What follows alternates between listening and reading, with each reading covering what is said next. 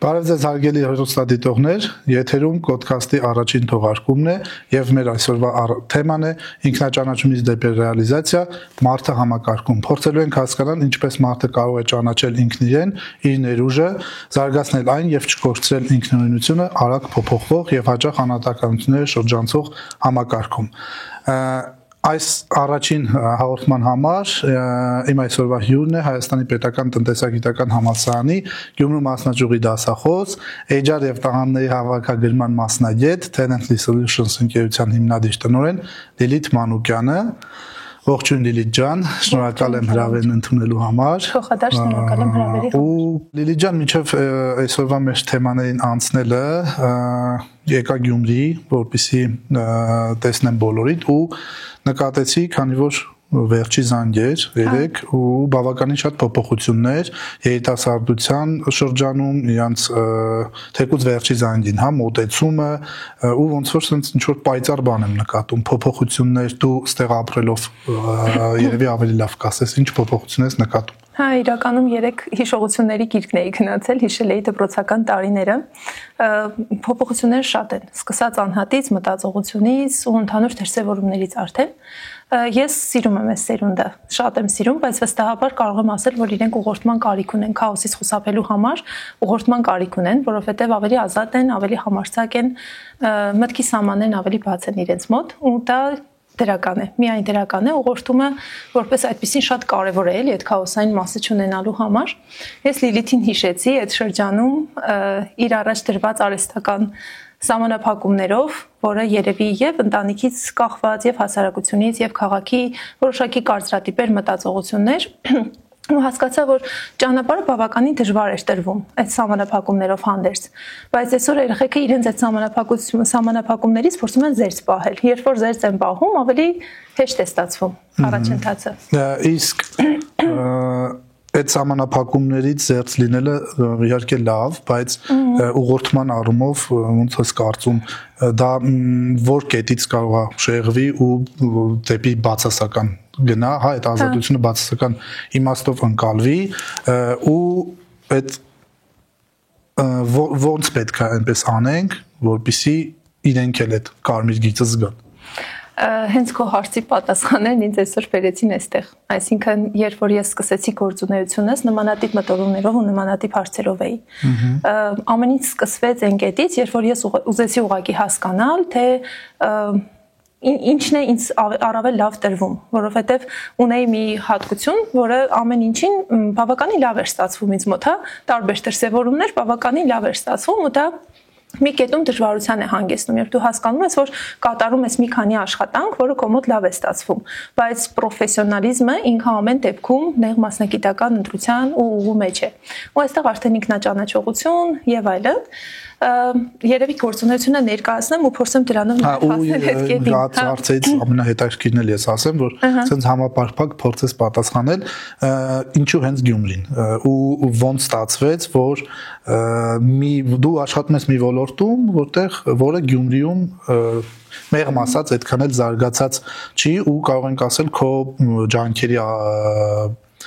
արդյունքում բավականին հիմա փոփոխություններ կա, այդ մասն էլ խոսենք ու ուզեմ նաև ասես թե ինչի հենց Գյումրին։ Ես հարցիդ կպատասխանեմ այսպես, իսկ ինչու ոչ Գյումրին։ Ինչու ոչ ամենասկզբում, երբ որ ընտրում ենք, հա, դժվարություններն են։ Ես այդպես եմ սովորեցնում, ինչու ոչ Գյումրին։ Հա, դժվարություններ կան, հա, բայց մերն է չէ։ Ամեն դեպքում ես մի հատ կարևոր շղթա էի ուզում կտրել, երբ որ բոլորս մեծանում ենք, ավարտում ենք համալսարանը ու աշխատանքի հարցն է գալիս, ասում ենք գնանք Երևան մի աշխատանք գտնենք լավ վարձատրվող։ Այդ շղթան էի ուզում կտրել, մի տեղ կտրել իմ մասով, հա, իմ փոքրիկ ներդրմամբ կտրել այդ հատվածը, որովհետև եւ մեր երեխաների համար շարունակական չլինելու համար, իսկ եթե մենք ընտրում ենք անհատական մտածողությունը, մենք ասում ենք լավ, այս պահին մեր եկամուտներն ավելի լավ կլինեն, հնարավորությունները շատ են, վստահաբար, եթե հետ գնամ այդ ժամանակ աշխատանքային հնարավորությունները նույնպես շատ էին եւ բացի դրանից շատ սիրում եմ քաղաքը։ Այն որ ինձ երևի աշխարհի կենտրոնում եմ զգում, կարելի ասել, այնտեղ չեմ կարող այստեղից դուրս կարելի ասել։ Ու մենք էլ, հա, երբ որ նոր էինք գալիս ուզում գործունեություն ծավալել Գյումրիում, այդ բացը շատ էինք նկատում, որ շատերը ընտրում են մասնագիտություն կամ ինչ-որ աշխատանք պատահականության սկզբունքով, ծնողների դրդմամբ կամ այդ պահի նյութական մղումներով, ենթադրենք մարդ, որը ունի լավ պոտենցիալ, մարդ, ով ունի ներուժ, որ կարող է ինչ-որ կոնկրետ մասնագիտություն ընտրի, որը իրան ամենաշատն է դուր գալիս ու գնա դեպի այդ մասնագիտությունը, բայց շատ բաներ, սա շատ տարածված ու ցավոտ թեմա է, կարծում եմ բոլորի համար, այս մասով կուզեի, հա, այս մասնագիտական ընտրության հիմքերը որպես HR մասնագետ, որպես տաղանդների հավաքագրման մասնագետ, մի փոքր մեր հեռուստադիտողների համար ավելի բացեիր ու մի քիչ խորհուրդներ տայիր, թե ոնց կարող են մարդիկ այդ հիմքերը, որոնք են հիմքերը, որի հիման վրա մարդիկ կարող են հասկանալ, թե ինչ մասնագիտություն իրենք պիտի ընտրեն։ Իհարկե, սիրով շնորհակալ եմ հարցի համար։ Ուրեմն երևի ես կզուգորդեմ նաև իմ պատմությունը որպես օրինակ, որպեսզի ավելի պարզ լինի, որ չեմ խոսում մի բանից, որին չեմ տիրապետում, այլ խոսում եմ բանից, որի միջով քայլում եմ։ Դերևս հիմա նաև քայլում եմ։ Հարցադրումները շատ էին, դեռ փոքրուց ըմբոստություն եւ այլն իմ բնավորության տարերից են, ու ես այդ ժամանակ հասկանում եմ, որ անդադ հարցեր եմ ունենում։ Ինչու օրինակ, չգիտեմ, հանդեսի ժամանակ էս ինչ դերը հատկացնում են տվյալ մարդուն եւ ոչ էս մյուսին ու այդ հարցադրումները շարունակվում են ինչու մասնագիտության ընտրության ժամանակ երեխեքը որոշում են կոնկրետ օրինակ սովորել անգլիականում, սոցիոլոգիայի բաժնում կամ տնտեսագիտական ուղղությամբ գնալ եւ ոչ այլ մասնագիտություն նախ այստեղ մի քանի բան կա աշխարհում շատ մասնագիտություններ կան բայց մեծ հայտնի եւ համասարանական կրթության առումով շատ նեղ է շրջանակը սա էլի կարեւոր փաստ է որը ուզում եմ շեշտադրենք ես ինքս այն ժամանակ ընտրություն կատարել եմ այնպես ինչպես վիճակագրություն փաստում է որ Հայաստանում Շատ են կատարում, հա, դա ծնողների ու ընտանիքի անդամների ուղղորդումներն են, դա Հայաստանի վիճակագրության համաձայն եւ երկրորդ տեղում աշխատաշուկայի միտումներ, այսինքն եթե բանկային ոլորտն է զարգանում, ուրեմն գնում ենք բանկային ոլորտի որևէ մասնագիտություն ենք ձեռք բերում, եթե IT ոլորտն է զարգանում, գնում ենք բոլորս տեղեկատվական տեխնոլոգիաներ։ Ես ինքս կառավարումն ընտրեցի որպես ինքը նոր էր, վստահաբար խոսում էին բոլորը, որ ավելի լավ է լինելու եւ այլն, բայց իմ դեպքում, այսինքն օրինաչափորեն համընկավ իրականությունը պատահականության հետ կարելի է ասել, ու ես այս բարակայում վերահաստատեցի ընտրությունս արդեն ավելի հասուն տարիքում, ավելի հասուն մասնագիտական ուղու ժամանակ նեղացնելով դեպի մարդկային ռեսուրսների կառավարում։ Ինչպես խուսափել ես խնդիրներից, ամենից սկսվում է ինքնաճանաչողությունից, այս մասին ուզում եմ անընդհատ շեշտադրում կատարել, հա, ինչքան էլ խնդիրները փնտրում ենք ու եթե հասուն տարիքում աշխատանքային միջավայրում ընտանեկան կյանքում խնդիրներ են առաջանում, մենք ամեն դեպքում բոլոր սրակները ուղղում են ներսում, հա, մենք ինքներս մեզ ուրեմն ինչ որ առումով թերի ենք ճանաչում։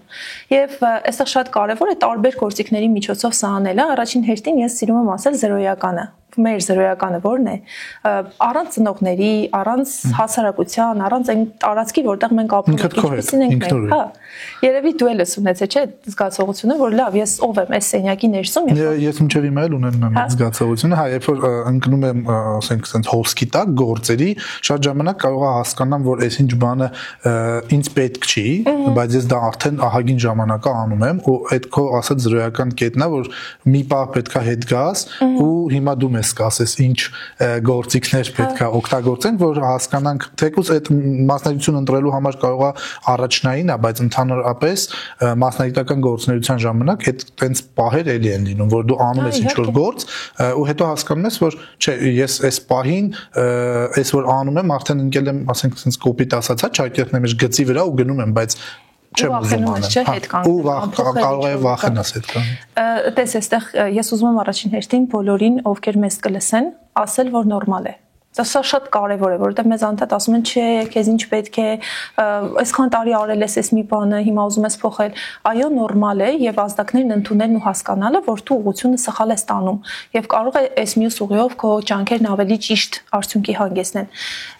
Առաջին հերթին դες մասնագիտական խորհրդատվությունը, կարիերայի խորհրդատվությունը, որը մեր ընկերության ծառայություններից մեկն է, Talently, ինքը անհատական գործընթաց է։ Ես աշխատում եմ անհատի հետ ու կա իհարկե մեխանիզմ, ընդհանուր համակարգ սիստեմ, որով աշխատում ենք, գործիքակազմ, բայց յուրաքանչյուրի դեպքում այն փոխվում է։ Ընդհանուր խորհուրդներից, որոնք կարող եմ տալ, ես սիրում եմ ասել մի քանի, հա, տարբեր առումներով Առհասարակ տեսություն կա, որի համաձայն մենք պիտի ուսումնասիրենք անհատին 3 մակարդակներում. անձը, ընտանիքը, շրջապատը, այսինքն ընկերներ, ընտանիքի անդամներ եւ հասարակությունը, որում նա գտնվում է։ Այս 3 этаպներում եթե մենք համահունչ ենք ինքներս մեր հետ, ուրեմն մեր ուղղությունը ճիշտ է։ Օրինակ պատկերացնենք քաղաքական գործիչ, top թեմաներին անդրադառնանք, ով խոսում է ազնվությունից, ով խոսում է ազնվությունից, բայց ընտանեկան մակարդակում բոլորս, նեղ ընտանեկան շրջապատում գիտենք, որ այդ ազնվության դրսևորումներն օրինակ տանը կամ իր սեփական անձի հետ չունի։ Խոսքին հավատալը երկարաժամկետում բնավ իրականության մասին չէ։ Այսինքն նույն մասնագետը, եթե ինքը անընդհատ խոսում է պրոֆեսիոնալիզմից, խոսում է օբյեկտիվությունից, բայց ընկերների հետ ինքը հարաբերություններում այդպեսին չէ, իհարկե խաղի կանոնները տարբեր են այս մակարդակներում, բայց ամեն դեպքում առանցքային արժեքներ կան, որի շուրջ պիտի պայմանավորվենք։ Այդ արժեքների մասով ինձ թվում է անելիք ունենք։ Մի բան ես ասեմ, մեջբերում, որ հիմա շատ է տարածված մեր հասարակության մեջ, երբ որ ասում են, լսել են այդ արևմուտքից եկած, ֆրազա է, որ ասում է ոչ մի անձնական բան, ничего личного, только бизнес։ Սրա իր մեջ կա ճշմարտություն, բայց սա պետք չի ինտերպրետացնել, պրոյեկտել բոլոր ամեն ինչի վրա, որովհետև ամեն դեպքում կան ֆունդամենտալ արժեքներ, որոնք ճիշտ ես ասում, մարդը տուն ընկերական շրջապատում, դուրս գործնական հարաբերություններում, բիզնես հարաբերություններում գործընկերների հետ, ինքը ամեն դեպքում եթե լրիվ այլ ձև է իրան պահում, ուրեմն այդ ֆունդամենտալ արժեքներից է շեղվել, որտեղ այդ արժեքներից է դուրս գալիս։ Ես կփաստեմ նաև մեր գործընկերային փոխհարաբերություններով, եթե ես Talent-ին 1 տարեկան շուտով կլինի, 1 տարվա ընթացքում բազմաթիվ գործընկերներ ենք ունեցել, բայց արժեքային գործընկերներ, այսինքն արժեքային առումով ու գործունեության արժեքների առումով մեզ համապատասխանները պրոյեկտվում են, ճյուղավորվում են, մի համագործակցությունը դառնում է մի քանի պրոյեկտներ, այսօր նույնը TCO-ի հետ է տեղի ունենում։ Այսինքն մենք ունեինք գործունեության արժեքներ, այն է օրինակ ձեր մոտ ինչ որ տեսել եմ, ես ինչներ ինձ թույլ տվեց շարունակել այդ ընթացքը, խոսքից մի փոքր շեղվում եմ, բայց ոչ մի չէ։ Ես տեսա, որ ուսանողի մասին հոգ են տանում։ Կրթությունը ոչ միայն վաճառում են, այլ կրթությունը հասնում է մինչև աշխատաշուկա։ Ու այս մասերը հենց իմ մասին էր, իմ գործունեության մասին էր։ Դրա համար այսօր կա ոդկասթը, որը վստահ եմ շարունակական է լինելու։ Երևի գնանք զրոյականին, երկուսս էլ սիրում ենք տարբեր թեմաներով խոսել։ Մենք շատ ենք շեղվում մեր ընդհանուր զրույցներում։ Փորձենք առաջին հերթին խորհուրդս գտնել ձեր զրոյականը։ Պատկերացրեք սենյակում մենակ եք։ Ինչ կանեիք, եթե ձեզ ոչ մեկ չստիպեր, ինչ որ բան անել։ Չէի կանի ծնողի համար, չէի կանի հարազատի ընկերոջ համար, ինչ տեսք ունենայիք, ինչ կուտեիք թեկուզ այդ պահին, ինչ երաժշտություն կլսեիք, առանց նրա թե որն է տրենդային, այսօր շատ վատ տենդենս ունենք, սոցիալական հարթակները մարդուն կեղծ ասոցիացիաներ են ստեղծում։ Մարդն ուզում է նմանվել կնոջ կերպար, օրինակ ստեղծում կարիերիստ կնոջ կերպար, որին բոլորն ուզում են նմանվել, բայց ոչ բոլորին է դա հասու եւ պետք էլ չէ, որովհետեւ այո, մարդիկ կան, իրենք ընտանիքում ռեալիզացվում են շատ լավ ու ամբողջությամբ ընտանիքին տրվելով ավելի մեծ արժեք են ստեղծում հասարակության համար։ Դե այդ մեր ինֆլուենսեր կոչվածն է, որը պետքա կարծիք տարածի, որպես ինքը ինֆլուենսեր հանդիսանա, ու այս դեպքում ես կարծում եմ, որ լավ է, որ մարդը ունի մոդել, որը իր համար կարծիք ձևավորող է, բայց ամեն դեպքում նախ պետք չի, որ բոլորի համար, ոնց որ դու ես ասում, տրենդային դա լինի ինչ-որ մեկը կամ ինչ-որ մի բան, կամ եթե մարդը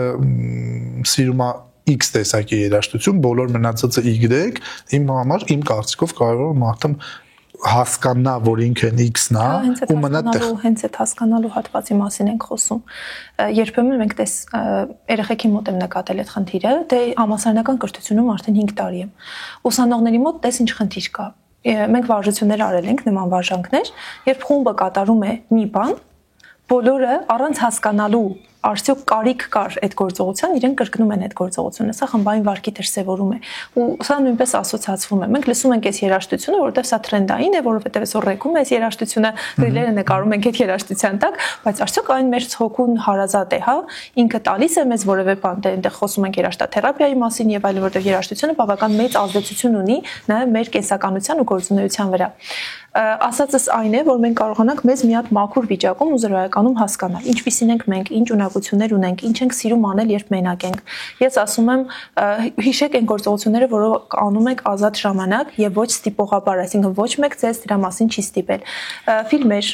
կերպարներ, հերոսներ, գրքեր, որոնք դուք կարդում եք եւ որոնք ձեզ հաճույք են պատճառում, կարողանում եք կարդալ, մենք բոլորս էլ գրքեր կարդում ենք տարբեր ժանրերի, բայց այն գիրքը, որը վերջացնում եք 1 օրվա, 2 օրվա, այստեղ ազդակ կա, հենց այդ տրիգերն է,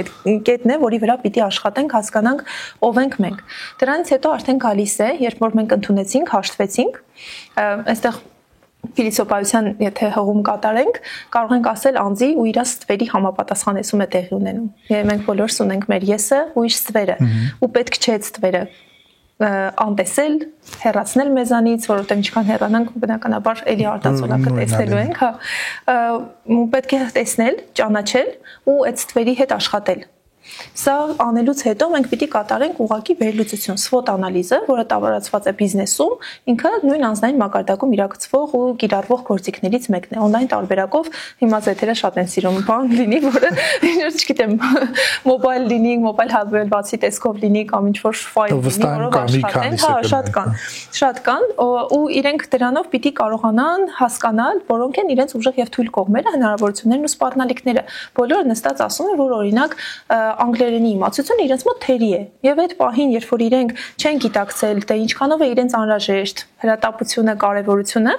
ինչ որ անվճար կուրսեր են օրինակ գալիս անգլերենի, իրենք ուղղակի բաց են թողնում, որովհետեւ չէին ծանոթացել, չէին հասկացել ու չեն տեսել ու գիտակցել խնդիրը։ Մյուս կարևոր մասը ուղղակի անձի համապատասխանեցումն է, դες մի շատ լավ գիրք կա, որը տաղանդների ու հանճարների մասին է խոսում, ու այստեղ եզրույթներում առանձնացվում է, որ ամեն դեպքում մենք ունենք գենետիկ նախատրամադրվածություն որոշակի բաների նկատմամբ, եւ այս ամենի հանրակումարում մենք ունենք հասարակությունում որոշակի ռեալիզացված պոտենցիալ։ Ու այստեղ մենք պիտի հասկանանք, մենք ունենք որոշակի համապատասխանություն տվյալ ուղղությանը, մեզ ինչպիսի մտածողություն է հատուկ, ոչ բոլորն են մաթեմատիկայի շատ ուժեղ ու դա նորմալ է։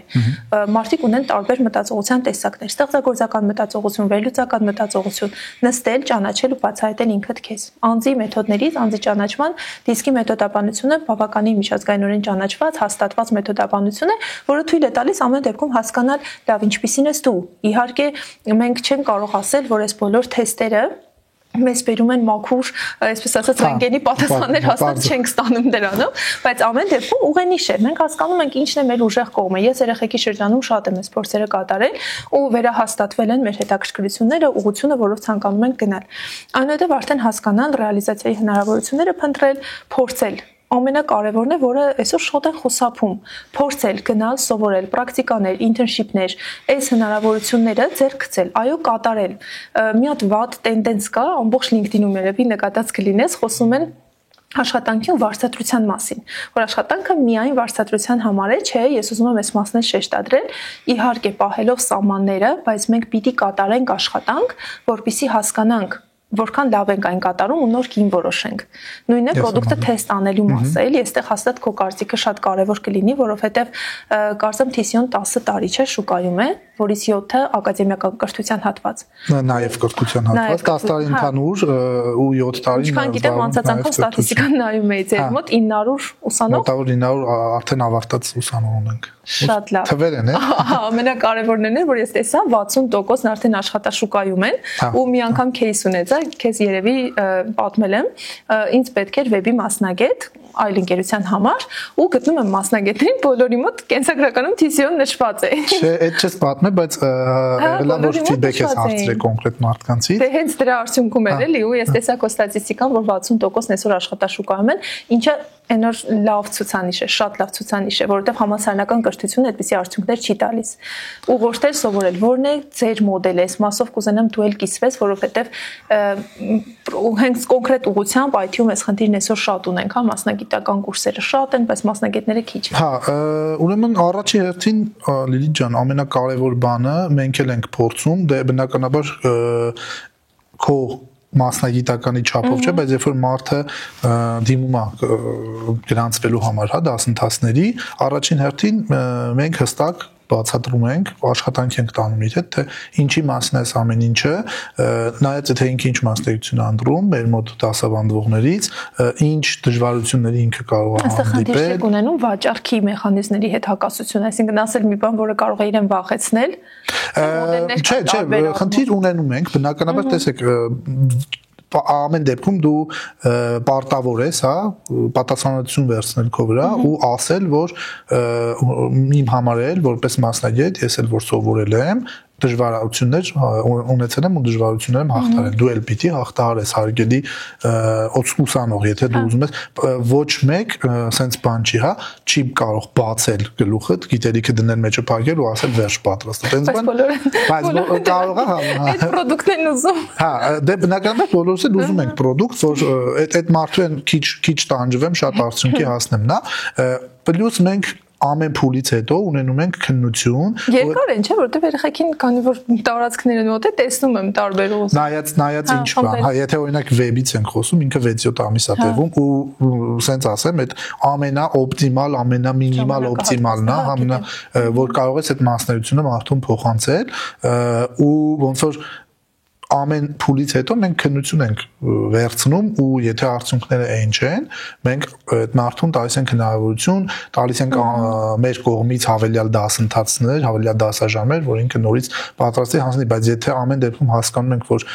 այդ մարդունը չի դա, օրինակ առաջին փուլից հետո մենք իրան մենք ենք ասում, որ մի ծախսի հավելյալ գումար, որովհետև կարծես թե դու հնարավոր է սխալ ես ընտրել քո մասնագիտությունը ու քանի որ ասենք օրինակ եթե վեբից ենք խոսում դեռ մի քանի ուղղություններ ունենք հա մարդը կարող է մեկի մոտ մի բանը լավ ստացվի մյուսի մոտ մյուս բանը լավ ստացվի դրա հիման վրա արդեն եթե մարդու մոտ ֆրոնտն օրինակ լավ ստացվում հետո անցնում ենք բեքի դասընթացների ու ինքը հասկանում է որ բեքը այդքան էլ ինքը չի սիրում ու մի քիչ ոնց որ ժամանակ ենք տրամադրում իր այդ աշխատում մենք էլ ենք համոզվում դրանում մենք էլ ուրեմն իրան տալիս ենք այնց դասընթաց, որ ինքը շարունակի ֆրոնտը։ Հենց սրա արդյունքում է, որ բավականին մեծ տոկոս ունենք մարդկանց, որոնք աշխատաշուկայում են, որովհետև փորձում ենք մաքսիմում մինչև վերջ տանել, դե դասընթացներից հետո պրակտիկան էլ իր հերթին, որը մաքսիմում փորձում ենք մենք մեր մոտ ապահովել ու դա տալիս է հնարավորություն, որ մարդը դուրս գա արդեն ջունիոր։ Երբ որ արդեն մտածում էի, որ չեն ուզում մարդիկ սովորել, պրակտիկումներ ստեղծել ու QA-ի մեր նախագիծը, երբ որ դու ասացիր QA-ի պետք internship-ի հնարավորություն ունենք, ինչ ուրախություն կար ու գիտես ինչն էր տարօրինակ, որ մայրաքաղաքից, Սևանից ունեինք մարդիկ, ովքեր թիմել էին ու պատրաստական էին գային Գյումրի, որպեսզի անցնեին այդ շրջանը ու դա ցույց էր տալիս որ ճիշտ թիրախին է սկսել հա այդ հնարավորությունը ստեղծելով internship-ի որովհետև մարդը դասընթացներից հետո սովորաբար մնում է մենակ իր գիտելիքների հետ սա այս մասին երևի հաջորդիվ նաև ել ավելի խորակ խոսենք այդ հատվածում ամփոփելով այս մասը ես երևի ասեմ առաջին հերթին զրոյականը ինքդ քեզ ճանաչելու համար պիտի կատարես որոշակի այսպես ասած հետազոտություններ հա ներքին հետազոտություններ մի քանի գործիք էլ շրջապատի միջոցով հասկանալու համար Առաջին հերթին ինքներդ ձեր հետ ազնիվ եղեք։ Ես այս մասը շատ եմ սիրում։ Մենք բոլորս պիտի մեր հետ ազնիվ լինենք ու հասկանանք, շատ լավ հարց կա, ինչպիսին եմ ուզում, որ մարդիկ ինձ տեսնեն ու ընկալեն։ Որովհետև այո, մենք հենց այդ ընկալումների համար ենք աշխատում, ապրում կամ ինչ-որ մի բան անում։ Ինչպիսին եմ ուզում, որ նրանք մեզ ընկալեն։ Հաջողակ, չգիտեմ, հարուստ, կայացած, զբաղված, այս ամեն ինչը բնութագրող բառեր է, որոնք նաև էլի գնում են ներս մեր մղումներին ու մեր ցկտումներին։ Կարող եք հարցնել մարդկանց, օրինակ ինչն է քեզ դուր գալիս, որ դու ինձ հետ շփվում ես կամ աշխատանքում ինչ եմ տալիս ես քեզ։ Օրինակ ես հենց այս հարցի շնորհիվ եկա հասա այս կետին, որովհետև մինտած փորձաշրջան էի սկսել, անգամ տան անդամների հետ կապված այդ փորձաշրջանը սկսել էի ու բոլորին հարցնում եմ։ Մասնագիտությունը ինքանով է լավ, որ ես տան անդամների հետ չեմ կապ փորձեր անել։ Ես փորձեր եմ արել ու մերոնք ամենամտածողությամբ, հա, թեկուզ պահպանողական մտածողությամբ կարծրացած մարդիկ, եթե ունեինք էլ շրջապատում միջավայրում, ես հարցնում եմ, ինչու եք ինձ հետ շփվում կամ ինչու եք լսում ինձ, թե դրել եմ, սուրճ դրել եմ, խոսում ենք,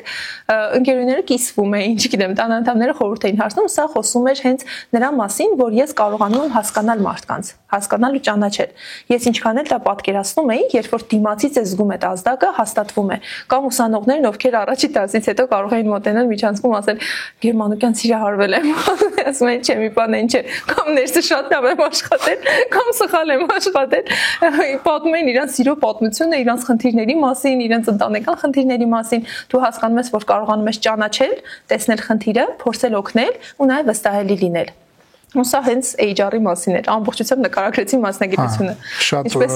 Շատ կարևոր մասնագիտություն, ճիշտ ասած, ես էլ հատիսիում շատ եմ կարևորում ու ոչ միայն շատ կազմակերպությունների եւ պրոստենց զրույցների ժամանակ միշտ խորհուրդ եմ տվել, որ ունենում են մարդիկ խնդիրներ, պատմում են այդ խնդիրների մասին, անձնակազմի հետ եւ այլն, հիմա եւս մի անգամ առիթն օգտագործելով բոլորին այդ խորհուրդը տալիս եմ, որ HR մասնագիտությանը վերաբերվել ավելի լուրջ position-ին ձեր կազմակերպությունում տվեք շատ հնարավորություններ, որովհետև բոլորին մաքսիմում ճանաչել, խնդիրները տեսնել, քանի խնդիրը չի դարել խնդիր, այսպես ասենք, լուծումներ առաջ կանխա տեսել, կանխազգալ, ոնց էր մի հատ էլ տենց բառ ունեինք, կանխարգելել, հա, կանխարգելիչ միջոցառումներ ձեռնարկել, որպեսզի դա խնդիր չդառնա։ Okay, merci Լիլիթ ջան, հիմա մի սենց հարց է տաղանդի ու ունակության հետ կապված։ Լավ, okay, մենք ճանաչեցինք ինքներս մեզ, հասկացանք հաջորդ հարցը այդ ներուժը, որը ես իմ մեջ բացահայտեցի, ինչ արժեք կարող է դառնալ, ոնց կարեմ ես դա ռեալիզացնեմ ու ոնց որ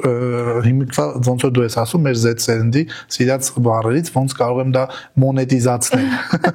Իրենք այդ հարցի պատասխանը շատ լավ գիտեն, հավատա։ Մեկի մոտ ստացվում են նկարելը, իրանք միանգամից նկարչական ստուդիա են հիմնում առանց որևէ ռիսկ հաշվարկելու։ Այս մասը շատ սիրուն է, հա, սերունդների բնութագիր։ Իսկ մենք դեռևս մտածում ենք ռազմավարական պլան ենք։ Ասում ես բանը, մի հատ տենց գովաստ է, ասում փարանձեմը դեռ եփում։ Լրիվ մեր բարակայում է, իրենց մոտ շատ լավ է ստացվում, դա արագությունն է, ճկունությունն է, որոշումներին միտված լինել ու նաև անհատական մոտեցումը։ Մենք մինչև բոլորին հաշվի ենք առնում, հա տան անդամներն ինչ կասեն, այդ մասը արդեն հետ էր մնում, գտնել տաղանդը ու ինչ անել այդ տաղանդի հետ, առաջին հերթին չվախենալ։ Հետո ընդունել, սիրել, ճանաչել։ Մի հատ հասկանալ էլի ես ինչ ունակություն ունեմ։ Հետո հասկանալ հնարավորությունները։ Շատ կարևոր է ուսումնասիրել հնարավորությունների դաշտը։ Մի առակ կա Սամվելի Աղաջանյան, Սամվելի էջից եմ լսել։ Պիտի անպայման մեջ բերեմ այստեղ յոգի ու իմաստունի առակն է։ Սամվելը պատմում է, որ մի յոգ ջրի վրայով կարողանում է գնալ գալ եւ իմաստունին ասում է՝ «Տես, ես կարողանում եմ ջրի վրայով քայլել»։ Ու սրա համար 10 տարի սովորել եմ։ Եվ այդ պահին իմաստունը կանչում է նավակի այդ մարդուն, որ նավակ է։ Ու նավակով կարող է անտանել մի ափից մյուսը, ու ասում է ինչքան արժե նավակով գնալը, ասում է $10։ Ու ինքը ասում է, տեսնում ես քո գիտելիքը, որը դու 10 տարի ես սովորել, $10 արժե։ Այսինքն ես կարող եմ գնահատել այդ քո գիտելիքը։ Եթե մենք լավ ենք երգում, բայց երգում ենք միայն տան անդամների համար։ Ուրեմն չարժե։ Մենք պիտի հասկանանք որտեղ, եթե մենք օրինակ, չգիտեմ, կարողանում ենք հաշտեցնել, բայց էլի ընկերներին ենք հաշտեցնում, բանակցային միջնորդի դերում ենք հանդես գալիս, բայց կարող ենք դառնալ լավ բանակցային մասնագետ։ Ես այդպես շատ շուտ հասկացա, որ ես շատ եմ խոսում։ Ու որոշեցի դառնալ էջա։ Եվ դա վերջապես չէ, դասախոսություններ այդ ժամանակ հասկացա, որ խոսում եմ, այդ խոսելը քիչ չի ընդունվում, մի հատ է կարող է վեճերի պատճառ դառնալ, հասկացա, որ կարելի է այդ խոսքը վաճառել ու մի հատ էլ կովերկվել դրա համար։ Այսինքն նույն բանն է կատարում տարբեր տեղերում։ Մենք պիտի հասկանանք, որտեղ ներդնենք այս մասը։ Դրա համար այսօր աշխատաշուկան նաև սահմաններից կարելի ասել դուրս է, հա, հնարավորությունները շատ են ֆրիլանս տարբերակների, միջազգային պրոյեկտների, սա արդեն գալիս է, որ էլի մենք հասկանում ենք, որ մեր մտքի սահմանների մասին է խոսքը։ Գտնել, ճանաչել, ընդունել, այնուհետև հասկանալ դրսևորման հնարավորությունները, գործարկել, բայց անպայման հետևողական լինել, հասկանալ ճիշտ է ստացվում, լավ է ստացվում, ինչը կարելի է բարելավել, որովհետև մարդկա ֆիդբեք վերցնել։ Հա, որից այդ թեմայով էլ, հա, ոնց որ խոսանք մի քիչ հեսա վերջացրել, լավ։ Ես այդ իմ ցավոտ թեմաներից եմ։ Տաղանդի հետ կապված։ Հա, ու բացի դրանից, գիտես ինչ է, այդ շղթան պիտի անընդհատ պահել։ Մարդիկ գնում են միտեղ, լավ մասնագետ են, մենք բոլորս երևի ծանոթների մեջ ունենք, հա, լավ դասախոսներ, որքեր գնացել են դասախոսական կարիերան շարունակել են, բայց պրակտիկ առումով չեն կիրառել։ Իրենց գիտելիքը, ինչպես ասեցի, այն բառը մոնետիզացնել։ Հա, չեն մոնետիզացնել։ Ու մենք հասկանում ենք, որ այստեղ արդեն հմտությունների պակաս կա։ Տաղանդի սեփական սահմանումն ունեն, բայց չեմ ասի, որովհետև բան է, գիտական նորույթ է, չէ, դեռ չեմ պաշտպանել։ Զուտ ես դուրս եմ բերել, բայց դեռևս չեմ պաշտպանել։ Ու ֆիդբեքի հետ կապված ես գիտես ինչ եմ նկատել մարդկանց մեջ շատ մարդիկ կան, որոնք ցավագին են վերաբերվում այդ ֆիդբեք հասկացողությանը ու չգիտեմ էլի այդ բացասական ֆիդբեքի այդ աշխատանքը եւ տաղանդների առումով եւ կազմակերպությունների առումով ինչու՞ չէ ուզում եմ ասեմ որ չգիտեմ, իմ կարծիքով շատ կարևոր բան է դա ու դրա հետ է պետք աշխատել։ Բացասական ֆիդբեքի հետ աշխատանքը քո որակի բարելավման ամենաառաջին ցուցանիշն է։ Այդ բացասական ֆիդբեքը կարող լինի գոլեգաների կողմից, չէ՞։ Այդ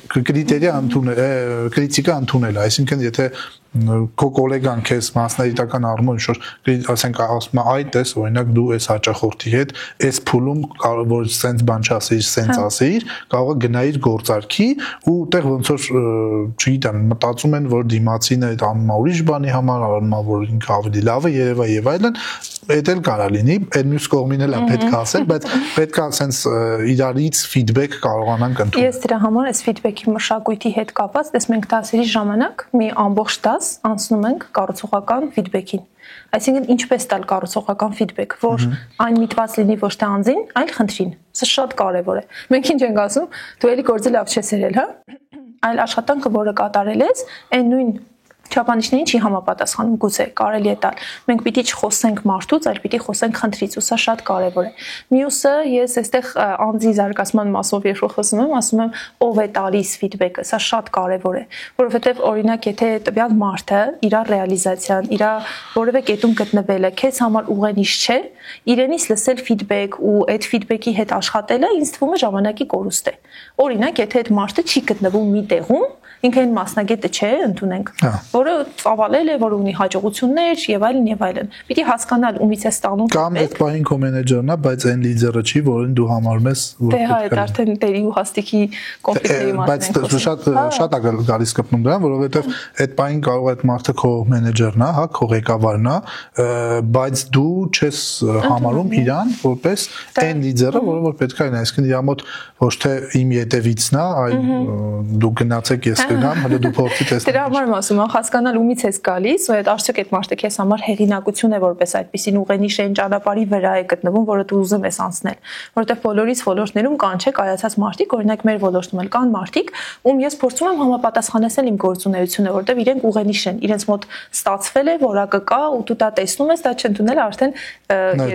ինքնագնահատականի, հա, որոշակի խնդիրներ են, բայց հասարակությունը այս առումով ես այդ խնդիրները միշտ ասում եմ, էլի չեմ սիրում մենակ դրական կողմի մասին խոսել, մեր հասարակությունը ավաղ քաջալերող չէ։ Մենք անընդհատ սիրում ենք խնդիրները, մենք չգիտենք տոները նշել, մենք չգիտենք հաղթանակները նշել։ Կներես, բան ասեմ, էլի դու Գյումրու, Երևանի կամ մնացած Հայաստանի այլ մասերի հետ այդտեղ տեսնում ես ինչ որ գեփեր, հա, որ այնտեղ ուրիշ ձևաց Երևանում կարող է մի քիչ արդեն սովորել են։ Գյումրիում մի քիչ շատ տնավարի է ամեն ինչը կատարվում, Երևանում մասնագիտական։ Այսինքն այստեղ տնավարի քեզ չեն ընդունում ու այդ մասնագիտական ուղղակի չեն ընդունում, դուրն փակում դիմարդեմքիդ կամ չգիտեմ ինչ որ մեկի մոտ վարդուշ խոսակցությունների շուրջ,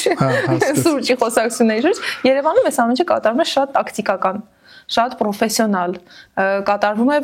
օրինակ ամբողջ LinkedIn այսօր ինչի մասին է, լրիվ մոռացել են, ուր ենք, ինչի համար ենք հավաքվել, ամենամեծ հավաքագրման ռեսուրսը մեզ համար դարձել է բողոքների աղբյուր։ Գնացի ես ինչ ընկերություն, տեսա ես ինչ խնդիր է, բողոքեցի։ Ինչու չենք բարձրացնել խնդիրը հասցեատիրոջ մոտ, ինչու այդ լուծումը չենք ստացել։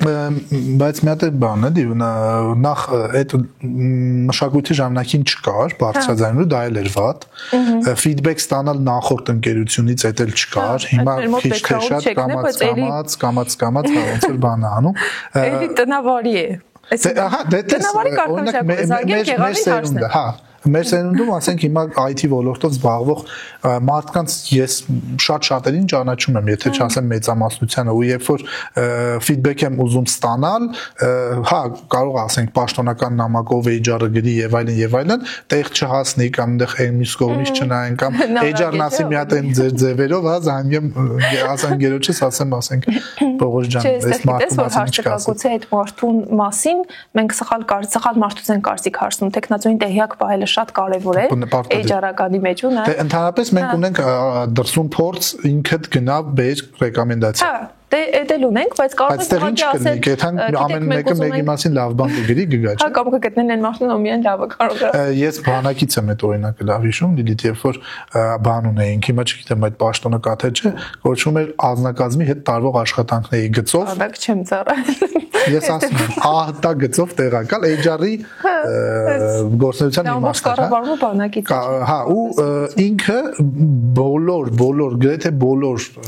զինվորները վերջում ունեին մի հատ տենց գրքույկ, որ իրենց մասին գրած էր թե 2 տարի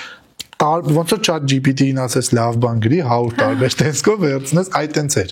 ասենք ոչ մեկի մասով տենց չէր գրվում որ այս մարդը հատկությունը չէ ասենք օրինակ չգիտեմ հա այս բանը լավ անում այս բանը վատ անում կամ sense կամ նես բոլորը գրեթե ամեն ինչ լավ էին անում copy paste վիճակ էր ու այդ ոնց որ դե բանակն էլ ասում են որ հասարակության բանն է չէ ինտերպրետա պրոյեկտումն է ինչ որ կառույցի վրա այդ մասով էլ ես չգիտեմ մի քիչ թերացումներ եմ տեսնում որ այդ feedback հարցնելը այդ ինքնուրույն որ տաղանդը հա մեր գնա իր նախորդ աշխատատեղից feedback բերի ներկայացնի քեզ ու դու դրան վստահես այդ feedback-ին բայց այստեղ feedback տալուց առաջ չես կարծում որ պիտի մշտադիտարկում լինի մենք ախր այդ սիստեմներն չունենք համակարգ չկա, որ կգնահատի աշխատակցին որոշակի ժամանակային միջակայքի մեջ։ Հա, դու հիմա Ինչ եք հիշում մի վատ բան։ Հա, այդ արդեն ոնց որ դու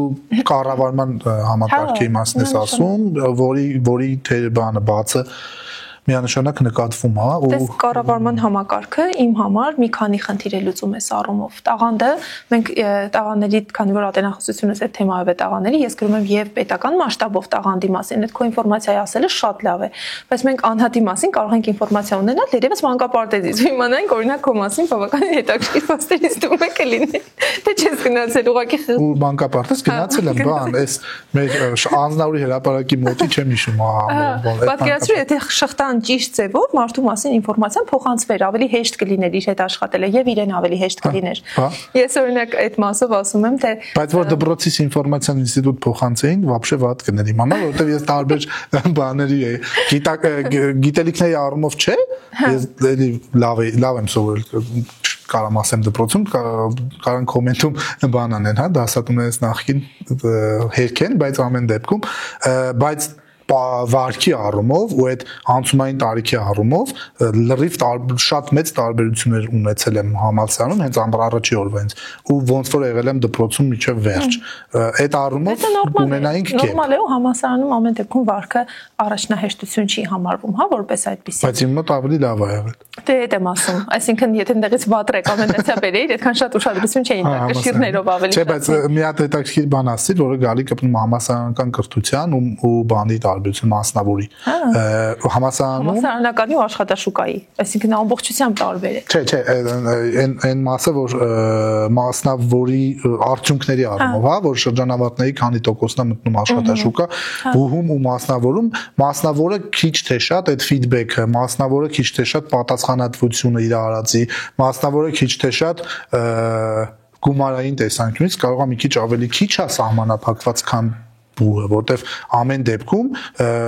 հիմա չգիտեմ ոնց, բայց մեր ժամանակ բուհերում կար կուրսից կուրս մարդուն զուտ տանել, ոչ սեմեստրից վճարի, որ այդ գուհը կարողանա պահպանել իր։ Մեր մոտ տեղերը այն որ լծվում են։ Շատ ուրախ եմ, բայց եւի ոչ բոլոր համալսարաններում։ Դե դրա համար խոսում եմ հենց մեր համալսարանի մասին, որովհետեվ այստեղ մենք ինքներս մարդուն ու ուսանողին սահմանեցինք որպես նշաձող էլի դրանից ստեղծվեց փոփոխությունները։ Հա, այստեղ ֆորմալի ու ոչ ֆորմալի համապատասխանեցում։ Ինչու առաջացավ առհասարակ ոչ ֆորմալ կրթության ձևաչափը։ Ինչի համար, որովհետեւ ֆորմալ ուներ բաց էր, չէ՞։ Հա, լիքը Այսինքն աշխատաշուկայի անհամապատասխանություն մեր կրթական ծրագրերը հիմնականում չեն համապատասխանում աշխատաշուկայի նույն job description-ներին։ Առհասարակ մարդը չի պատկերացնում ինքը ինչ է անելու, օրինակ ընդունվելով որպես հաշվապահ։ Ինքը սովորում է, չնայած ես այստեղ շատ կարևոր շեշտադրում եմ անում եւ ուզում եմ անպայման նշել, որ ինձ համար ֆորմալ կրթությունը առաջնային է, որովհետեւ տես երևի կհամաձայնես, հա, միջազգային ընկերություններում IT մասնագետները բարձր հաստիկների կարող են հասնել, եթե ունեն համապատասխան ֆորմալ կրթություն։ Ու ես այստեղ երեխեքին միշտ ասում եմ փոքր վարժանք, հա, որպեսզի հասկանաք, որքանով է կարևոր որ մասնագետն ունենա նաև ֆորմալ բեքգրաունդ, այլ տրեյնինգային մակարդակի մենակ չլինել, չեմ ասում վատ է, ասում եմ ուղղակի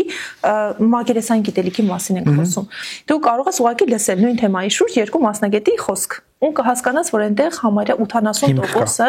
ջուր է, երբ որ չունի ֆորմալ կրթություն։ Ֆորմալ կրթությունը նպատակը կողնե այդպիսին է, որ ձևավորեք մտածողություն մասնագիտական։ Եթե կա մասնագիտական մտածողություն, փորձել չունենաս, գտնելու ես ճանապարհները։ Ու բացի դրանից, ասում եմ երեխեք, այսօր գիտելիքի իմիտացիա, գիտելիքի իլյուզիա հասկացություն կա, որ այնքան եք լսում ռիլերով, հա, այս ինչ բանի մասին։ Ու բոլորս մեզ զգում ենք, մեկ, չգիտեմ, SMM մասնակետ ենք զգում, մեկ ռիլ մեյքեր ենք զգում, գիտելիքի իլյուզիա է ձևավորում։ Ասում եմ, որպեսզի հասկանաք, դուք գիտեք տվյալ երևույթի մասին թե չէ, գնանք համալսարանական ֆորմատին, սահմանեք երևույթը։ Հիմա եթե օրինակ ասեմ ինչ է բանակցությունը, դու կկարողանաս քո սեփական սահմանը, քեզ չեմ հասնում։ Չէ, բայց կարաս մի տոննա բան խոսած դրա մասին։ Բայց չէ, կար սահմանել, որ դրա համար ասում եմ հիմքը, այդ հիմունքները, հա, թեկուն ծրագրավորման մասով, հա, կներես որ ընդհատում եմ, ծրագրավորման մասով լա տենց հիմա մենք տալիս ենք ոչ ֆորմալ կրթություն, ասում ենք 6-7 ամիս մարդիկ մտածում են դա երկար, բայց դրա մեջ փորձում ենք տեղավորել SN-ը։ Ես ֆորմալ կրթություն եմ ստացել այդ ոլորտում պոլիտեխնիկում 4 տարի պլյուս 2 տարի ու այդ ծրագրավորման հիմունքները, հա, կան ինչ-որ կոնկրետ լիքը բաներ, խաղերի տեսություն, sense լիքը բան, մաթեմատիկաների տեսակներ, SN-ը, sense շատ չեմ ուզում տանեմ մասնագիտական բանի վրա, բայց դրանք ձևավորում են կոմոդ լիքը հիմք, գիտելիք, որի հիման վրա դու հետո շատ բաներ հասկանում ես, նույնիսկ ենթագիտակցում կարող է դու պայտակ չիմանաս, որ դրա հիման վրա դու էսի հասկացար։ Միանշանակ։ Դրա եմ ասում, երեխեք մի հատ սահմանեք, դուք բոլորդ ասում եք մենք գիտենք ինչ է մարքեթինգը։ Մի նախադասությամբ սահմանեք ինչ է մարքեթինգը, կդժվարանաք։ Եթե չունեք հիմնավոր գիտելիքներ, կդժվարանաք։ Մենք խաղել ենք խաղում հաղորդակցման հմտություններ առարկայի շրջանակներում, միշտ երեխեքի հետ խաղում եմ, ասում եմ, կարդացեք բառը, ուղղակի սահմանեք։ Նույն ազնվությունը, նույնը, չգիտեմ, այնքան ենք խոսում ամենի մասին, չեն կարողանում։ Խառնում են իրար, ասեն, «Վայ, մի րոպե, ախր գիտեմ ինչի մասին է խոսքը», այդպես էլ այդ սահմանումը չի լինում։ Իսկ արդեն ֆորմալ կրթությունը թույլ է տալիս, հիմա օրինակ իմ մրցակցային առավելություններից մեկը այդ շարադրանքն է, հա, տեքստերն է, որը շատ արագ է գալիս, մտքերն են, ձևակերպումներն են, ու ինքը թույլ է տալիս, որպեսզի դու հիմնավոր գիտելիքները նաև փոխանցես։ Աշխատես տարբեր տեսակի մտածողությամբ մարդկանց հետ, տարբեր գիտելիքների շերտերի հետ աշխատես։ Եթե դու գիտես այսքան տրեյնինգից վերցրած ինքդ ոչ ֆորմալ կրթությունով ձևավորված, հա, չունես բազա, որի հիման վրա կարող ես ստեղծել, դու դժվարությամբ կկարողանաս հերուն տեսնելն է դժվար, որ ասենք օրինակ կոնֆլիկտային իրավիճակներում, հա, որ հասկանաս, որ հեսա կոնֆլիկտ է լինելու, միանգամից անես ձևակերպես ասածդ, որ դրան չհասնի, ոչ թե խոսքի գնաս կոնֆլիկտի, հետո որոշես կոնֆլիկտը ոնց լուծես, մի կերպ լուծես ու ասես, որ ես լավ բանակցող եմ։ Իմ կարծիքով չէ, այստեղ ինձ թվում է բանը Կարոյանը պետք է ասի, բայց ամեն դեպքում, հա, ինձ թվում է ճիշտը ի սկզբանե է։ Ես մեկ հարցում եմ իրեն, բանը ջղայնացած ինչ-որ մեկին պատասխան եմ ուզում գրել, թե իմ մոտ էլ կա այդ հմտություններ, բայց ես մասնագետ չեմ։ Այսինքն ես միշտ սիրում եմ տարանջատել։ Իմ մոտ շատ լավ ստացվում է։ Ամեն մարդ դից զբաղվի դա, չէ՞։ Ինձ զանգում են օրինակ Գյումրիի շուկայի համար, դե եթե սկզբում չասեցի, բայց ամեն դեպքում հիմքն եղավ, որ ինչպես HR-ը բերել Գյումրի։ Այդ հարցից պատասխանն էր, որտեղ է գյումրեցիները հիմնականում սոցիալական մեդիայում։ Ու դու հասկանում ես, որ դու պիտի խոսես, կրթես ու ցույց տաս, որովհետև ոչ մեկ չի գալու քեզ լսելու, դու պիտի խոսես, որպեսզի մարդիկ լսեն։ Իհարկե դա էլի դժվարությունները, որովհետև ինձ համար բավականին դժվար էր այդ մասն անելը։ Երբ որ ես սկսեցի edge-ը վարել, այսօր edge-ը բավականին մեծ դիտելիություն ունի ու հասել է գոնե որոշակի լսարանի, ինձ զանգում ասում էին Լիլ ջան, դու SMM կենես։ Մեր SMM-ից։ Քսեմ ես մենակ իմ SMM-ին չէ։ Այդ հարցը մեզ են շատ տալիս, որ մենք եւս մի անգամ ասում եմ, մենք ծառայություններ չունենք, մարքեթինգ եւ նմանատիպ։ Բայց համոզեցին ես գիտես չէ՞ մի անգամ մի գործընկեր եմ ունեցել, պիտի պատմեմ։ CV պատվերով եկավ այդ գործընկերս, իրականում շատ լավն է, այսօր մենք լավ ընկերներ ենք իրար հետ։ Եկավ CV պատվերով, CV-ին կազմեցի, ասաց ոնց հասկացար դու իմ մասնագիտությունը։ Ու ոնց կարողացար էլի իմ մասնագիտությունը այսքան ճիշտ ներկայացնել, որովհետև դու կկարողանաս մեր համար պրեզենտացիա պատրաստել։ Ու տեղից համոզեց։ Ես այդպես օգնության կարգով փորձեցի, օգնեցի, մի ընթացք աշխատեցինք իրար հետ, բայց հետո հասկացանք, որ չէ, ես HR մասնագետ եմ, ուղղակի որ ստացվում է կոմոդ ինչ-որ բան, մարդկանց մոտ այդ ասոցիացիաների մասը կա, էդ էլ է, հա, մեր երևի աշխատաշուկայի խնդիրներից, որ մի հոգու վրա դրվում է տարբեր պարտականություններ ու եթե ինքը ինչ որ առավել եւս ոչ թե outsource-ա, այլ այդ հիմնանում է, հա, այդ ֆիրմայում աշխատում, իրան ասում են դե ձեռի տեսել են, հա, ինչ որ չափով դա պետք է անել, որ օգնել կազմակերպությանը, եթե փոքր ծավալ է, հա, ասենք, բայց եթե դու դառնում ես արդեն, չգիտեմ, ամեն ինչ։ Բան ասեցիր, այդ փոքր ծավալ, նոր խոսում ենք կառավարումից ու ավտոմատացումից։ Հա, չափելիությունը Չափելիությունը դե ես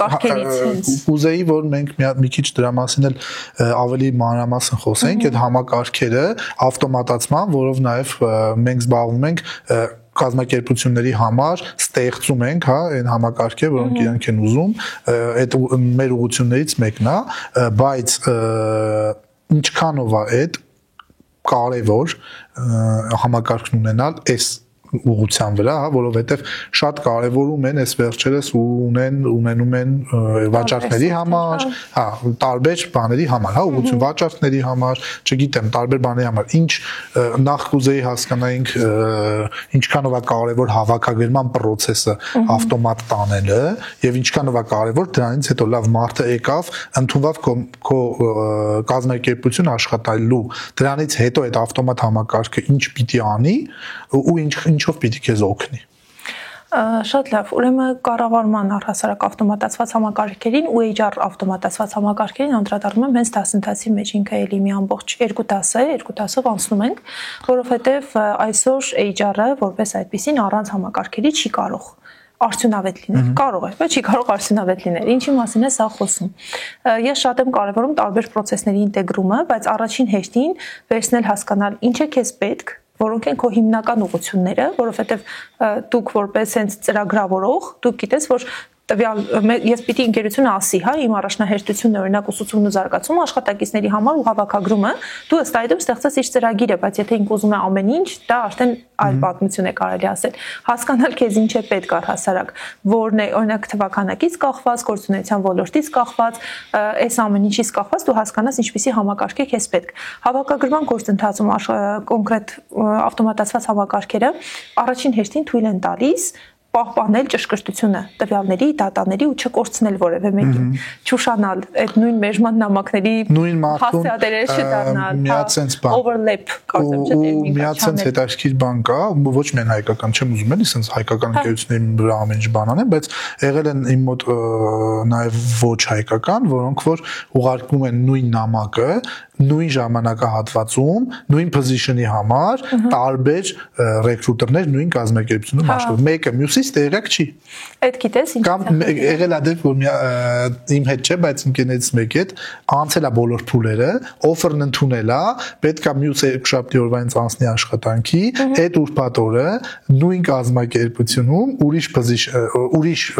product-ի նույն position-ի համար այդ recruiter-ը ուղարկել է ոչ հայկական։ Ուզում եմ ասեմ դուրսնել այդ գործատուների խնդիրն է, այսինքն գործընկերները բաց չեն։ Եղել է ես էլ աշխատել եմ տարբեր ընկերությունների հետ միջազգային հավաքագրման կոնտեքստում, հա, աշխատել են եւ ներքին աշխատակիցներ, այսինքն հավաքագրման թիմն է աշխատել։ Հա, եւ outsource-ն է։ Եվ outsource են արել ու իրենք data չեն տրամադրում։ Այսինքն միասնական բազա չի եղել, որի վրա աշխատեն։ Տարօրինակ մոտեցումներ այս մասով շատ են, վստահաբար կունենանք առիթ դերևս խոսելու, բայց ինքը հեշտացնում է բնականաբար process-ները, դու ոչ մի փուլ բաց չես թողնում առաջին հերթին մինչև ավտոմատացված համակարգը դու պիտի ունենաս կանոնակարգեր, քաղաքականություն, կանոնակարգ, որը կներդնես ու համակարգը կգործատվի։ Երբ ենք պատասխանում, կակ մինիմում, հա, գոնե երբ ոնց ենք մերժում։ Follow-up-ը թեկուզ 5-ից 7 օրվա ընթացքում ենք անում, հա, նամակը գրել ենք, մարդուն պիտի եւս մեկ անգամ նամակ գրենք, որպեսզի կարողանանք տեսանելիություն բարձրացնել։ Այս ամեն ինչը արդեն թույլ է տալիս, որ դու ուղղակի չկորցնես ճիշտ կատարես աշխատանքը։ Բացի դրանից համակարգված բազա ունենալը այսօր ամենակարևոր ռեսուրսը դա դատան է, տվյալներն ու տեղեկատվությունը։ Եթե դու դրա հետ ճիշտ ես աշխատում, անալիտիկայի կտորում ես ամեն ինչը դնում, ֆիլտրում, հասկանում ենք որտեղից եկան սորսերը,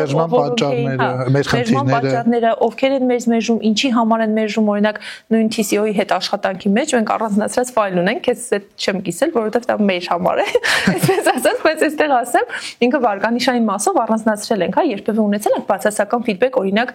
որ կազմակերպությունը այս կազմակերպությունը մեզ չի հետաքրքրում կամ ոչ չենք ունեցել, չէ, մի դեպք ենք ունեցել, բայց լավ։ Հա, մի դեպք ունենք անձնավորված հետևից գնա։ Կոնկրետ իմ չկտա անկեղծ որևէ պատճառ, չկտա։ Բայց մինչև այդ ընդհանրապես չի եղել հակառակը։ Գլոբալ առումով մեկ-մեկ դնում են։ Մեր մամբ 5 կազմակերպության վարկանիշ երբևէ չենք ունեցել, օրինակ, դա առանձնացնում ենք, հա, աշխատավարձերի հետ կապված չենք ունեցել։ Պրոյեկտ ունենք, հեսա շուտով ինքը լայվ կգնա մեր գործընկերներից մեկին, նա մի քիչ կոնկրետ դրա հետ է կապված, կարողանալու են բարևենք մեր գործընկերոջը, կարողանալու են մարդիկ ռեյտինգ տալ ընկերություններին, կարողանալու են ֆիդբեք տալ ու հիմնականում ինքը կապված է օրենքի չպահպանման հետ, աշխատաշուկայի հետ է կապված ու այնտեղ օրենքների ամբողջ բազան են ունենալու ու AI assistant ենք սարքում դրա համար, որպեսզի բոլոր մարդիկ կարողանան ցանկացած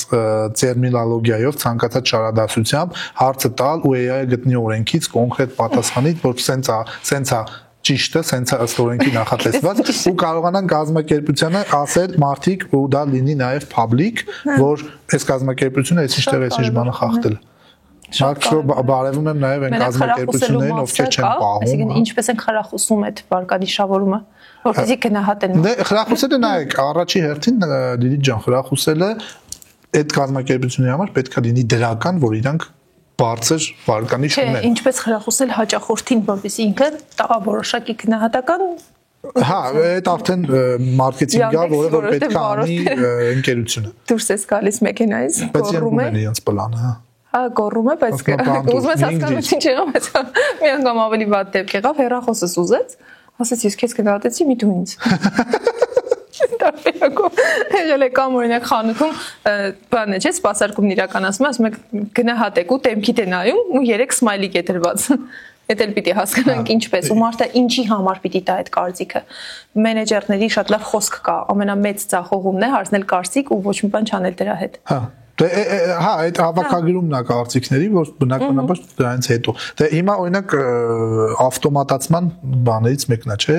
հետո ինչ անել դրա հետ, ստատիստիկան։ Մյուս փուլում տես հարցազրույցների մասով մենք ունենք բանն է հիմնականում ամենամեծ դժվարությունը, երբ որ չկա ավտոմատացված համակարգ, ինքը էլի կառուցվածքային հարցազրույցների իրականացնում է, որը ես բացառապես այդպես եմ աշխատում, այսինքն հստակ կառուցվածքով, հստակ հարցաշարով յուրաքանչյուր հաստիկի համար, այստեղ նոթերի հատվածն է, որը ինձ համար բավականին բարդություն է առաջացնում, դե իհարկե գրում եմ, հետո տեղայնացնում եմ դրայվների վրա ենք աշխատում, օրինակ, եթե չկա որևէ համակարգ, բայց համակարգերը հենց նոթեր ունեն, ֆիդբեքի հատված ունեն, որ բոլորը գրում են իրենց ֆիդբեքը, նույն սկորքարտերը դրվում է համակարգում, մարդիկ գնահատում են։ Մենք սա այս պահին դերևս կոնկրետ կազմակերպության մեջ անում ենք կոնկրետ դրայվի շիթի վրա այդ տարբերակով, բայց ավտոմատացված համակարգը սա թույլ է տալիս, որ դուք այդ ժամանակատար process-ներից դուրս գաք ու նաև ճշգրտություն ապահովեք դատայի։ Տեխնացում լինի գնահատված համակողմանիորեն բոլոր մասնակիցների կողմից, օրինակ SEO-ն է նստած հարցազրույցին HR մասնագետն է, hiring manager-ն է, ու բոլորը պարտադիր տան ֆիդբեքը օթի մեջ չմնա, էլի որ չհիշեն ով ինչ է ինչ։ Դες հետո մենք այդ տեխնացուին գալու ենք Եթե դու հավաքագրման մեջ ես, մենք միշտ հիշում ենք բոլորին, մենք վերադառնալու ենք։ Եթե վերադառնանք, շատ ավելի հեշտ կլինի։ Դու այնտեղ նշում ես օրինակ մեջման պատճառը։ Ընդունենք անգլերենի իմացության մակարդակը B1 է։ Հետո կարող է մարդը 2 տարի հետո մի հատ հարցով ես ճշտում, ոչ թե գնում ես նորից ես սկսում process-ը, շատ կարևոր բան է, որ կարող է ամեն ինչով բավարարում էր, անցնում է մի տարի կամ որոշ ժամանակ դու այդ մարդուն կապվում ես, ասում ես կարող է անգլերենի մակարդակը բարձրացել է, եթե հա, արի ու սկսում 0-ից, էլի մի հատ վերջնական փուլից։ Իսկ արեստ բանի մասով ոնց արհեստական բանականությունը ուր է հասել ձեր մոտ։ Վերջի հոդված ունեմ, սրա վերաբերյալ գրված, որը վերաբերում է արհեստական բանականության ազդեցությունը ՄՌԿ process-ներում, ինչպես են կիրառում, ու ես այնտեղ հակասական լիքը կարծիքներ եմ գրել, դες ինչպես են կիրառում։ Առաջին հերթին վստահ եմ տեղյակ ես, այս մասով մենք ունենք աշխատանքի նկարագիր, ըստ նկարագրի առաջին փուլում սկրինինգի հատվածում CV-ների մեժում, CV-ների սինխրոնիզացիա, այսինքն կոնկրետ զննումն է իրականացնում արհեստական բանականության միջոցով։ Հասկանում ենք համապատասխանում է այդ մարդը, թե չէ։ Ինքը շատ լավ գործիք է, բայց եթե աշխատաշուկայում մարդիկ չունեն հմտություն կազմել գրագետ CV-ներ, ինքը խնդիր է առաջացնելու միանշանակ։ Մյուսը նամակների հետ կապված, ինքը շատ օգնող գործիք է, տարբեր նամակներ ուղարկելու բովանդակությունը տալիս է, tone of voice ես նշում, ինքը միանգամից գեներացնում է նամակն ուղարկում է, կարելի է օգտագործել, բայց ես սիրում եմ անհատականացնել, որովհետև process-ում մարդը ամեն դեպքում իրեն պիտի կարևոր զգա։ Ինչքան էլ գնում ենք ստանդարտիզացման, ինչքան էլ գնում ենք համակարգերի, եթե ես մտնեմ օրինակ եղամ քո էջում տեսնեմ մի բան, որը միայն քեզ է հատուկ, օրինակ ֆուտբոլ ես սիրում, չէ՞։ Տեսել եմ։ Ես չեմ սիրում, բայց ստիպված եմ եղել տեսնել այդ մասը ու հասկանալ, իհարկե դեռ չեմ խորացել, որովհետև քեզ հետ հայրենիքի process չեմ ունեցել։ Ես տեսնեմ այդ մասը ու փորձեմ քեզ հետ կապ հաստատել հենց այդ թեմայի շուրջ։ Դու քեզ զգալու ես գնահատված, անհատականացված։ Սա մի փոքր խանգարում է այդ մտածողությանը, բայց ամեն դեպքում էլի կիրառելի է։ Մյուսը ինչու կարող են HR-ի սա բոլոր process-ներում, հա, HR-ի կարող են կիրառել կոնկրետ արհեստական բանականությունը KPI-ների հատվածում կարող են կիրառել, ինչպիսի KPI-ներ կարելի է մշակել, բայց ես էլի ամեն դեպքում գալիս եմ մարդուն, որովհետև մի հատ այսպիսի բան ասեմ, հա, ինձ համար process-ը պիտի աստիճանական զարգացում ունենա։ Եթե մենք այս պահին դերևս չունենք կուր HR համակարգներ դրած, մի հատ էլ անցնել արհեստական բանականության կիրառությունը ինքը բերելու է խնդիրների։ Մենք պիտի этап-этап անենք, հա, դնենք համակարգը, բոլոր ոլորտներում է տենց, որ ցած միանգամից տանում են ինքը լիքը խնդիրների է բերում իրանց, հա։ Դրեցինք անցանք, հետո թեստավորեցինք, արդեն ըստ մնացածի, բայց ավտոմատացված համակարգի հետ աշխատել ենք տնտեսագիտականում, հա, համալսարանում, ես այդ վարչական աշխատանքի ժամանակ ինքը մի էլի լավ առավելություն ունի հենց աշխատողների համար։ Միշտ կա, չէ, բարդել գործը, չարած աշխատանքը ինչ-որ մեկի վրա ամբողջությամբ երևում է։ Ով ինչ է անում, երբ է անում, ինչքան ժամանակ է հատկացնում, ինչ արտադրողականությամբ է աշխատում։ Դե ավտոմատացումը այդ ոնց որ մեր հիմնական մասնագիտությունն է ու կառավարման համակարգեր մշակել ու ոնց որ դրա առավելությունները անսահման են, էլի բոլոր մեծ բիզնեսները անում են ու օգտագործում են, ես փոքրներին ու միջիններին էլ խորհուրդ կտամ, որ ինչքան հնարավոր է ավտոմատացնեն իրանց process-ները նաև այս ուղղությամբ, որովհետև դա շատ պլյուսներ ունի։ Ու վերջին հարցը Լիդիա ջան, քանի որ մեր ժամանակն էլ է սպառվում, Գյումրի օրինակով ռեալիզացիան տեղանքից անկախ ինչ խորհուրդ կտաս ու ինչ կպատմես այս մասին։ Պես արտահայտություն կա, հա, տաղանդը սահմաններ չի ճանաչում եւ ցանկացածս մեր ներուժը առավելապես այսօր աշխատաշուկան, երբ որ տարածական, հա, ֆիզիկական սահմաններ, որպես այդպեսին գոյություն չունեն, մարդը կարող է աշխատել ցանկացած վայրում, բայց կանք հենց սկզբից ճանաչել ինքդ քեզ, զարգացնել եւ այլն հնարավորությունները հասկանալ, իսկ Գյումրին դա ընդամենը տեղանքի սահմանափակում է ու լավ հնարավորություն նաեւ կրթելու, զարգացնելու նաեւ միջավայրի ձևավորման համար։ Եթե այլ տեղեր գուցե process-ներ կան, դուք այստեղ կարող եք լինել առաջիններից մեկը, որի մասին կխոսել։ Ես երեխեքից միշտ ասում եմ, այդ արտահայտությունը իմ բրենդային արտահայտություն է, կարելի ասել, մշակույթ ձևավորում ենք յուրաքանչյուրս։ Մենք չենք կարող նստել ու սպասել, որ ինչ-որ մեկը մեզ համար խաղի կանոններ է սահմանելու, process-ներ է բերելու, հրամցնելու։ Մենք կարող ենք լինել դրա մասնակից։ Երբ որ երեխեքն ասում են, մեզ ինչ պետք է CV կազմելը, ասում եմ, թեկուզ այն գործատուն, որը ոչ մի բան չի հասկանում CV-ներից, գնալու եք հարցազրույցի, տանելու եք մեկ CV։ Ինքը միանգամից կողքի է դնելու։ Երկրորդն այդպիսի CV-ով ներս մտավ, ասելու այդտեղ ով կա հասկացող, եկեք մի հատ բերեք, տեսնենք էս ինչ է, էլի, չէ։ Ու այդպես ցանկացած process։ Հիմա մենք պիտի կրթելով սովորեցնենք։ Մարդիկ ովքեր չգիտեն, նորմալ է որ չգիտեն, որովհետև իրենք էլ գիտեն իրենց ֆինանսական գործունեությունը, իրենք էլ գիտեն իրենց բիզնեսի իրականացման մեխանիզմները։ Երեխեքս որ լավ չեն սովորում տղաներս, ասում եմ, տղաներ, ինչով եք ուզում զբաղվել, բիզնես սովորում, որ խելացի բիզնեսմենը գիտեք, ինչ շահութաբեր է։ Խելացի բիզնեսմեն դինելը, ուղղակի բիզնեսմեն դինելը, այդ հասկացումը վաղուց դուրս է եկել արդեն։ Պիտի հասկանանք, որ տարածքը սահմանափակումներ չունի։ Դե մենք էլ օրինակ մեր դասընթացները, ասենք վեբ ծրագրավորում, գրաֆիկ դիզայն, UI UX բոլոր դասընթացները այնպիսին են, որոնք ընդհանրապես չեն սահմանափակվում, հա, Գյումրիում լինել։ Հա, մենք փորձում ենք ստեղծել, ու արդեն ստեղծել ենք ստեղ նաև թիմ ու հնարավորություն ստեղծել, որպեսզի Գյումրիում մնան աշխատեն, բայց դու կարող ես Գյումրիում մնալ, բայց աշխատել on-line, աշխատել հեռավար, այս դարում մանավանդ աշխատել remote ու ոչ մի ստեղ սահմանափակում չկա ու կամաց գրեթե ոչ մի մասնագետ նույն լեզվաբանները, HR մասնագետները, վաճառքի մասնագետները ոչ մի սահմանափակում չունեն, հա, այստեղ որտեղ ես ապրում, ես աշխատել եմ թիմերում, աշխատում եմ թիմերում, որտեղ մարդիկ տարբեր տեղերից են, տեղափոխվում են ու դու քո թիմակցի մասին, որ ինքը արդեն օրինակ Կիպրոսում չի Բալիում է, դեպք եղավ, ես իմացել եմ 4 ամսից։ որ ինքը 4 ամիս է Կիպրոսում չի, արդեն բարի է, ես միշտ գիտեմ ինքը Կիպրոսում է։ Այս տիպի տարբերություն չկա, էլի, կարող է մարդն է, անհատականությունն է ու տարածքը, որտեղ որ ինքը ապրում է, ընդհանրապես ոչ մի բանի վրա չի ազդում։ Համեստության կանոնը չխախտեմ, բայց ամեն դեպքում, երբ որ ես սկսում էի 2 տարի առաջ, երբ որ ես որոշեցի ուղղակի մի օր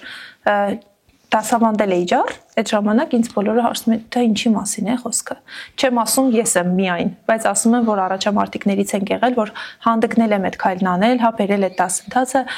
ինձ ասում էին ոչ մեկ չի լինի ուսանող, ես այսօր ունեմ ուսանողներ նաև Հայաստանի Հանրապետության ամբողջ տարածքով։ Եվ բացի դրանից արդեն ժամային գրաֆիկով գուցե չեմ էլ հասցնում։ HR-ի ծառայությունների հետ կապված այսօր իմ նաև աշխատանքի շնորհիվ պատրաստի տակ շուկա է Գյումրին, կարելի ասել HR-ի ծառայությունների առումով, որովհետև այո, պիտի կանք հասունանանք, պիտի գիտակցենք, ու այդ փոփոխությունները լինելու են։ Հրավիրում ես էլի կոմպետիտորներիդ տակ շուկայի։ Դե մենք էլ որ միայն առողջ մրցակցությունը միայն կովելի էի։ Հա, մենք էլ որ նոր էինք մոտ գործում Գյումրու շուկա, արդեն 4 տարի Երևանում աշխատելուց հետո այդ խնդիրները, այդ խնդիրների մասին մեզ էլ էին շատ ասում, բարձրաձայնում, որ ստեղ շատ բարդ է մենտալիտետը ու եւս մեկ անգամ Լիլիթ ջան, քո աշխատանքի ստեղ արդյունքը ահա որ շատ արդեն երևում է այն առումով, որ մենք այն ժամանակ չէինք կարողանում մարդ հավաքագրել, որովհետև ոչ մեկ ոչ LinkedIn գիտեր, ոչ HR-ին գիտեր, ոչ recruiter-ը вообще չգիտեին, ու գիտեին ով է ինչով է զբաղվում, բայց ոչ Գյումրիի համար։ Իրանք մտածում են, որ Գյումրում չերեզ-ով է, recruiter LinkedIn մենակ կարող է Երևանի համար լինի ու լիքը տաղաններ կային Գյումրիում շատ լավերը, որոնք ընդհանրապես չէին էլ օգտագործում այս հարթակները։ Okay, merci, ամփոփենք, ուրեմն ինչ սովորեցինք այսօր, որ շատ կարևոր է մարդը ինքն իրեն ճանաչի առաջերտին ճիշտ մասնագիտություն գտնելու համար, շատ կարևոր է որ հասարակության դերն ու նշանակությունը լինի այնքան որ ինչքան որ պետքա լինի, պետք չի գերագնահատել, հա, ու ոչ թե պետքա թերագնահատել, որովհետև մենք ապրում ենք այդ հասարակության մեջ ամեն դեպքում ու հասարակության հետ եւ ինչ որ չափով նաեւ հասարակության համար մանավանդ փոքր երկրում, այո, համագեցության կանոնները պահելով սովորեցինք նաև որ տաղանդը ու ունակությունը նույն բանը չեն ու պետքա այդ էլ տարանջատել ու լինել ունենալ սեփական բանաձևը կառավարման համակարգերի կարևորության մասին խոսեցինք, որը ես ինքս շատ շատագովն եմ, այո, մենք եւս կհանդիպենք մի անգամ էլ ու շարունակենք այս թեման ու արդեն կոնկրետ օրինակներով ես էլ մի քիչ այդ թեմայի շուրջ ավելի մանրամասն կպատրաստվեմ, հա, հիմի ինչ կառավարման համակարգեր կան, ինչ են մարդիկ օգտագործում ու առավելություններ, թերություններ, միգուցե եւ շատ ավելի ինֆորմատիվ կլինի այս մասով ու հասկացանք, որ ընդհանրապես կարևոր չի տեղայնացումը այս մասով ու լիքը մասնագիտություններ կան հիմա, որոնք որ դու կարող ես տիրապետել, զբաղվել, արդյունքներ ստանալ, արժեք ստեղծել